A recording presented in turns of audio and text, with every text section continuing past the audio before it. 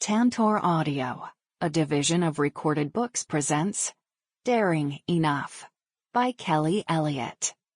Narrated by Carolyn and Oliver Highpoint. Chapter 1.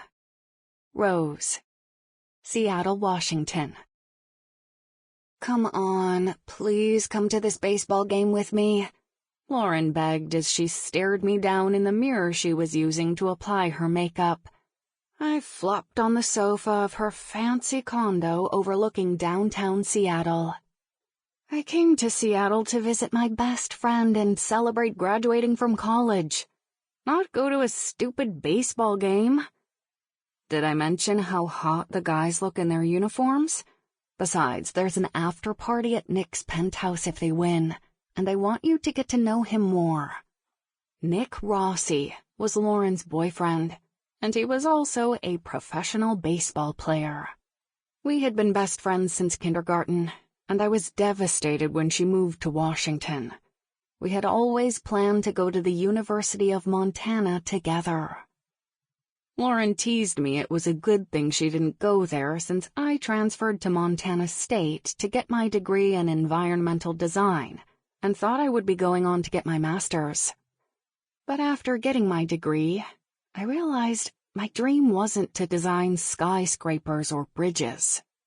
Although I had enjoyed the few projects I worked on, like when I helped my cousin Blaze design his log cabin, as well as helped my uncle design a more environmentally friendly barn for his horses. I liked interior decorating and helped Blaze decorate his entire house. Being able to use colors was something I loved, which gave me an outlet since I hadn't painted in a few years. Not since I overheard someone tearing apart a painting I placed in an art show. I shivered thinking about that long-buried memory. My gaze lifted to see Lauren. She had moved to Seattle because her dream had always been to live by the ocean. Plus, she had always said she would work for the Seattle Mariners. And she had been so passionate about following those two dreams. And, well, she did it. I was proud of her for taking the risk and succeeding. I had no idea what my passion was. 4 years ago, I would have said it was to paint and sell my art to people all over the world. I was especially good at landscape painting. Obviously, there was a lot of inspiration living in Montana. Much like my mother, I had a talent for drawing and painting. Sighing, I stood. "Fine. Can I at least dress comfortably and not in some slutty dress?" She shot me a dirty look in the mirror. "I'm not wearing this to the game." I raised a brow. "Then why do you have it on?" "I feel pretty in it." Curling my lip, I gave her a look that said she was strange. "Whatever, I'm wearing this." Spinning on the stool, she gave me a once-over. "Oh, Rose, no. You're too damn beautiful, and you'll ruin it by dressing down." "Ruin what? And what do you mean by dressing down?" I asked with my hands on my hips. "I have on jeans, super cute pink sneakers, and a Seattle Mariners long-sleeved shirt. How am I dressed down?" "That's cute to wear to the game, not the after-party." "Lauren, I'm not dressing up for an after-party of a baseball game." "Fine," she stated with a flick of her hand. "But when everyone else at the after-party is dressed cute, you'll regret it." Walking over to her, I put my hands on her shoulders, leaned down, and looked in the mirror. "I highly doubt that." Bored. I was bored out of my ever-loving mind. I thought nothing could be more dull than a baseball game, but I was wrong. Okay, so the baseball game wasn't all that boring. I did get into it a few times with fans and screaming at the umpire, I will admit. But at the after-party, I felt like I was in high school again with how some of the women acted. There were a few players and a plethora of women whom I was starting to wonder if they were paid by the hour. I had walked into one bathroom only to see a guy fucking someone while they stood in the shower. The shower was off, and they were completely clothed. It only took me a nanosecond to slowly back out. The penthouse was amazing, though, so I decided to wander around and take a look at it. The design and construction of the penthouse told me it was done by someone who knew what they were doing and took pride in the aesthetics.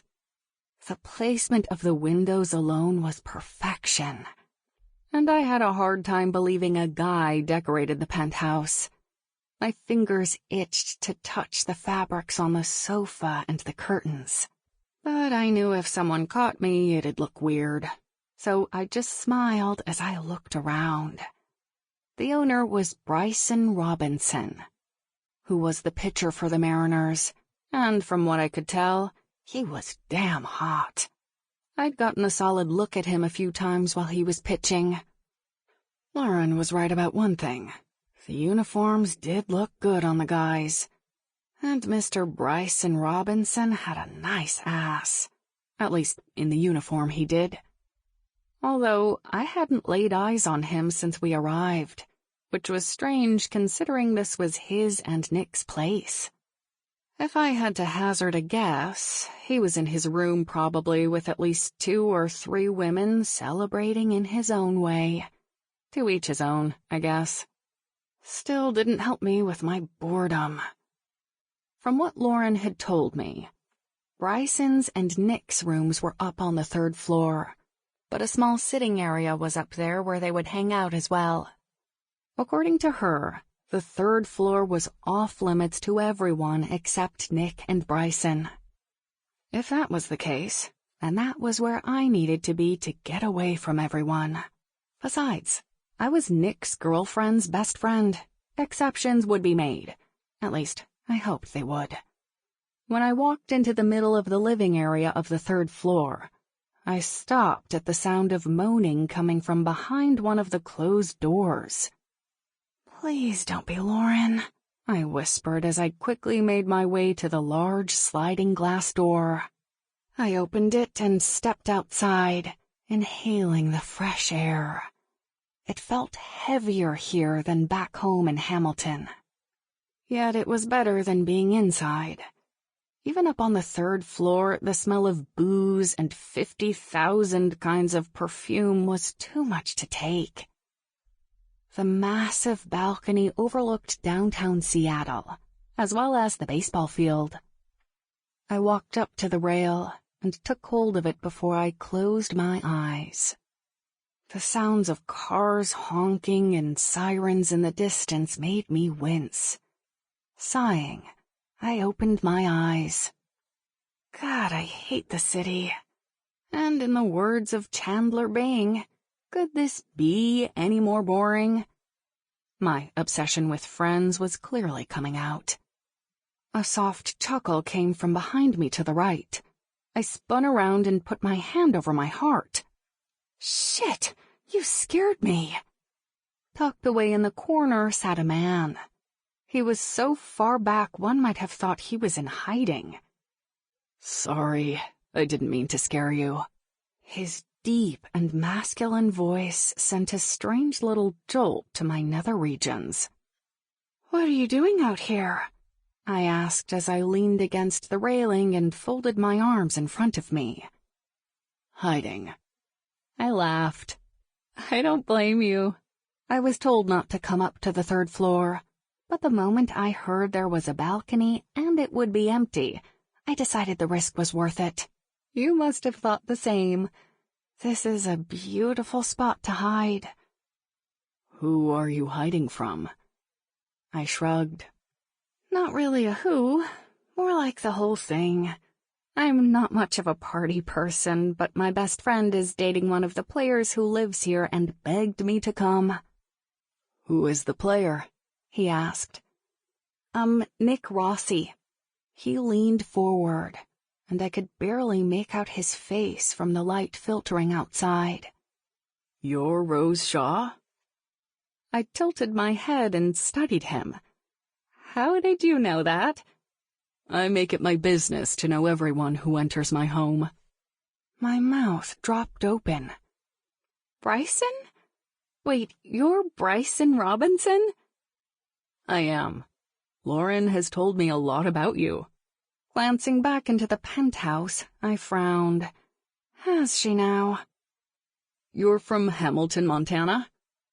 I am, I said as I turned my head and tried to study him.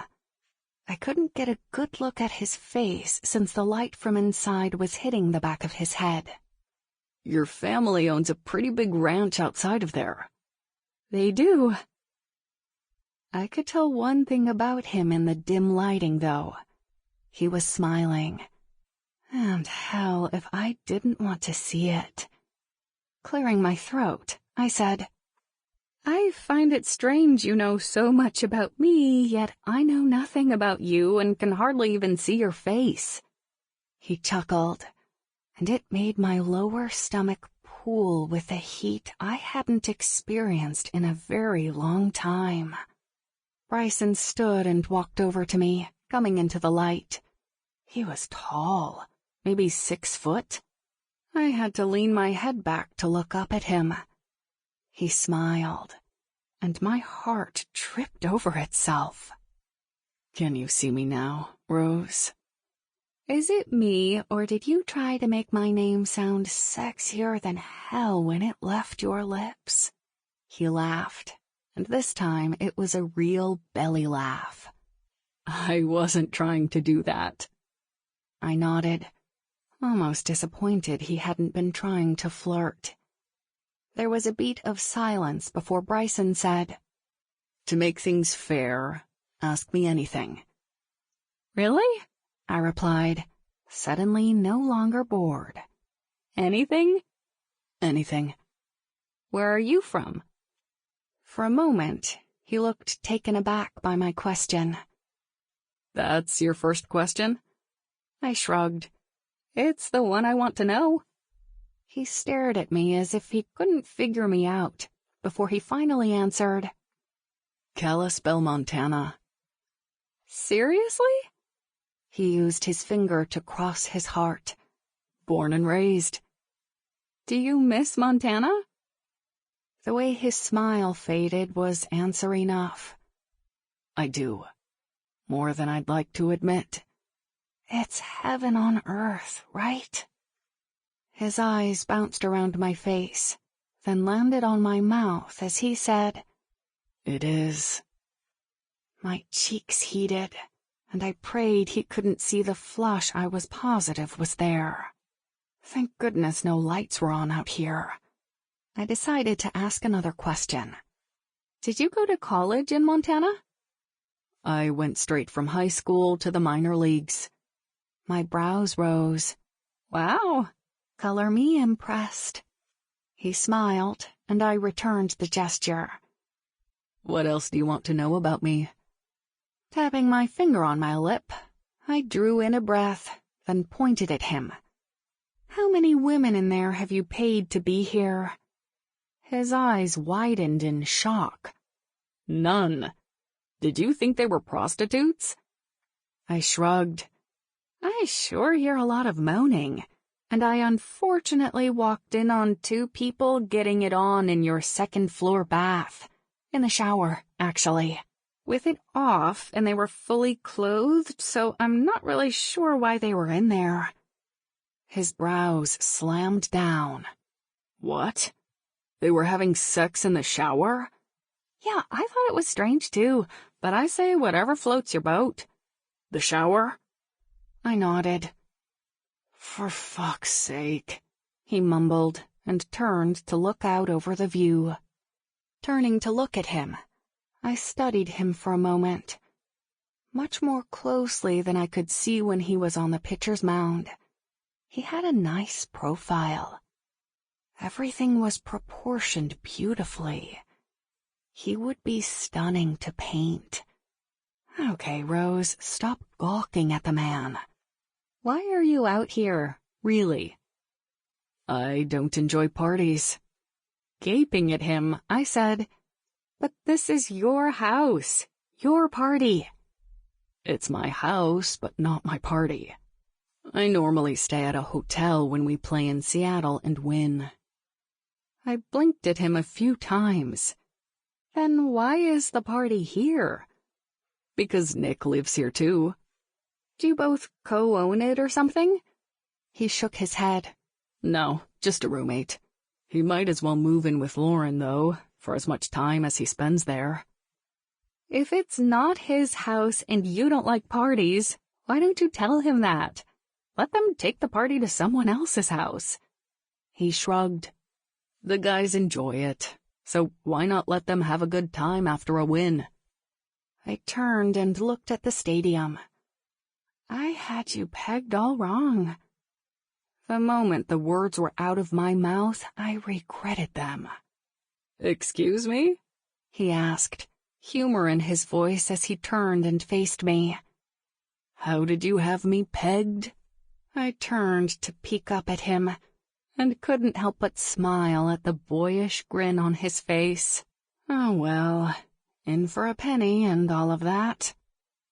Okay, I said as I turned my body and leaned against the railing, facing the sliding glass door again. I figured you were a man-whore, a rich, handsome man-whore, who was most likely in his massive bedroom with at least 2 or 3 women celebrating your win. He let out a choked laugh. Wow, that's stereotyping me, you know. I held up my hands in defense. I know, and I'm sorry. I'll only accept your apology if you do something. My brows lifted. If you think for 1 second I'm going to sleep with you, you're crazy. He laughed and shook his head, this time holding his hands up. I swear I will not ask you to sleep with me. Okay, then what do you want me to do? Do you play rummy? I stared at him. I'm sorry, maybe you're so pretty to look at and my mind got confused, but did you ask me if I played rummy? Bryson nodded. I did. And did you say I was pretty to look at? I winked and smiled at him. I'm sorry, but isn't that an old person's game? Tossing his head back, he let out a hearty laugh before he pierced me with his eyes. What color were they? Maybe a light blue, for sure not brown. They were too light. There you go stereotyping once again. It's not an old person's game, and I like it. I'm bored out of my mind, and so are you, Chandler Bing. Are you afraid to learn something new? Smiling at his acknowledgement of my friend's comment earlier, I bit down on my lower lip. Okay, I'll play rummy with you. I have some cards in here, he said, motioning to the game room. Ah, just so you know, someone was getting it on in that one room to the left. Cursing under his breath, he placed his hand on my lower back and guided me back into the penthouse. Ignore the way that makes your female parts tingle, Rose. What was it about a guy and his hand on your lower back to guide you somewhere that was such a turn-on? I'd seen my father do it to my mother 1,000 times, and every so often, she would look up at him with a dreamy, lost look in her eyes. Wait. What was it about Bryson doing it that made me feel that way? I'd never felt this flutter in my stomach before. Now I totally got why my mother looked at my father like she did. I smiled as I thought about my parents. I wanted what they had, a love like theirs. The way my father adored my mother, and she adored him. You could feel the love coming off them even after being married for over 20 years. Bryson's voice pulled me from my thoughts. Stay here. I'm going to make sure no one is in Nick's room, he said as he walked to the door, threw it open, then said, Oh shit, sorry, Nick. Sorry, Lauren. He shut the door and turned to look at me. His cheeks were as red as tomatoes. My hands came up to cover my mouth as I attempted not to laugh. Bryson walked back to me, eyes wide, brows lifted, and his mouth shaped in an O. That's definitely going to make things weird the next time I see Lauren. At that, I laughed. I watched as Bryson went to a cabinet and opened a drawer. He pulled out some cards and walked back over to me. Do you have anything warmer to wear? Frowning, I shook my head. Come on, he said, taking my hand and leading me to the door opposite Nick's. He opened it, and I followed him into a massive bedroom. I nearly moaned as I took in the room. A king-size bed with a view of the city that was somehow better than the one from the balcony. The room was spotless, and I filed it away to ask him if it was because of him or a housekeeper. Bryson walked around a corner, then reappeared with 2 sweatshirts. Here, it gets chilly on the roof. The roof? He winked and grabbed a blanket. It's either there or in here with all the people bumping uglies. I pressed my lips together tightly to keep from laughing yet again. Lead the way. For the next 2 hours, I played, of all things, rummy, with one of the best pitchers in the MLB. Not to mention, he was hot as hell and the perfect gentleman. He even dared to go back into the house of sex to get us some food and drinks.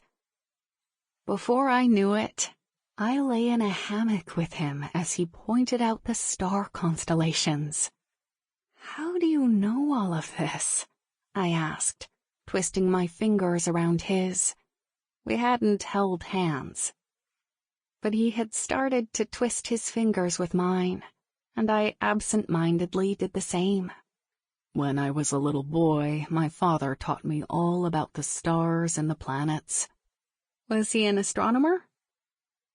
A soft smile appeared on his face. He was. He worked for NASA. Then met my mother, and she got pregnant. She was from Montana, and told him she couldn't live in Florida. She hated it there. She had finished her master's degree and wanted to spend a few months visiting her grandparents. Plus, she had a job waiting for her back in Montana. He loved her so much he gave up his job, moved up to Kalispell, and helped her father run his business, all after only knowing her for 3 months. I turned and looked at Bryson. He gave up everything for her? He did, Bryson said with a nod. She was pregnant with me, so that was a big factor as well. Wow, I said as I slowly shook my head. It must have been love at first sight. Bryson was quiet for a few moments. It was. That's so romantic. What was your grandfather's business? The way he smiled as he looked up at the sky made me smile. He sold farm equipment. Shut up! He left NASA to sell farm equipment? Bryson laced his fingers in mine, and I was positive he hadn't realized he had done it. He loved my mother and his unborn baby that much. He never regretted it. He ended up teaching an astronomy course for a local college and said that between his family and teaching, it fulfilled every part of his life. I'm sure he loved working at NASA, but he always said our little family was the one thing in life that made him happy, and he never once regretted the decisions he made in his life. He laughed softly. He used to let me sit behind his desk when he taught. Man, I loved watching him talk about the moon and stars. A strange pull in my chest had me longing for something I couldn't name. It felt like it was right there, but at the same time so far out of reach. It felt like I was reaching for something in the dark and couldn't touch it, and all I knew was I suddenly felt lost without it.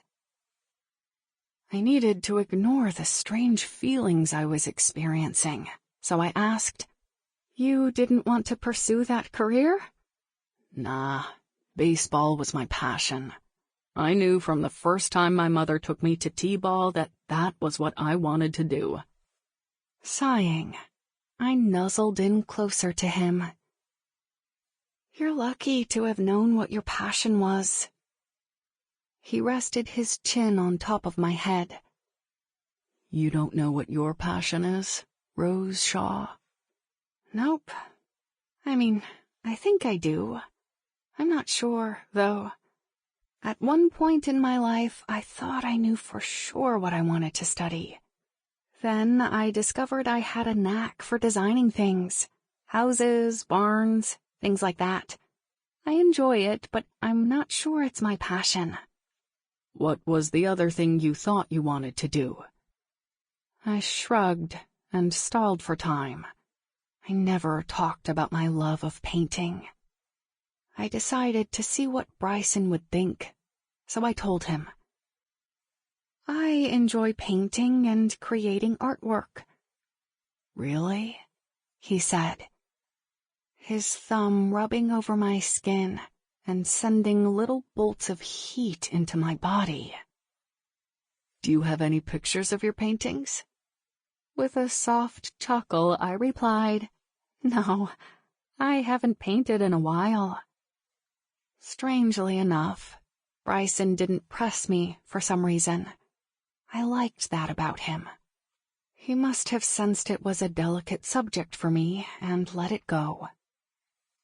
We lay there in silence for the longest time before he finally said, I didn't know who you were when you first walked in, but hell if I didn't want to meet you. "When I came out on the balcony?" I asked with a soft chuckle. No, when you arrived with Lauren. He lifted our hands and held them up toward the sky, before he dropped them but kept hold of my hand. You walked in, and all the light in the room went directly to you. I adjusted my body to look at him. "What do you mean?" He glanced down, and our eyes met. You're so different from all the women who come to these parties. Hell, you're so different from most of the women I meet.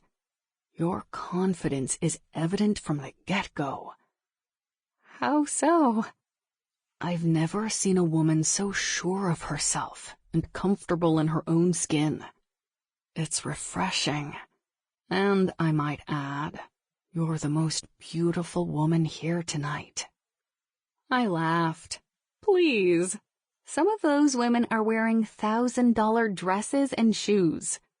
He shrugged. That doesn't make them beautiful. What makes you different is you aren't afraid to be yourself. You showed up at a party dressed in the cutest fucking pink sneakers I've ever seen. Your hair pulled back in a ponytail through the back of a Mariners baseball cap and a goddamn baseball shirt on. Not just any baseball shirt, a Mariners shirt with my number on it. Glancing at my shirt, I felt my cheeks heat. Oh my God, it is your number. I had no idea. He winked and went on. You're more real than any of those women will ever be. And then, when you found out who I was, it didn't faze you one bit. Don't forget I did think you were a rich man whore. He laughed. That's right, I almost forgot. So, when are you leaving to go back to Montana? My smile faded, and I turned to stare up at the night sky. Tomorrow afternoon.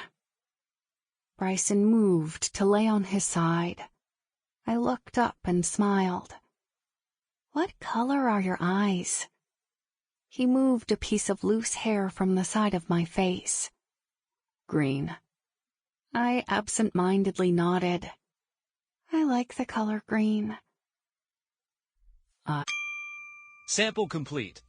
Ready to continue?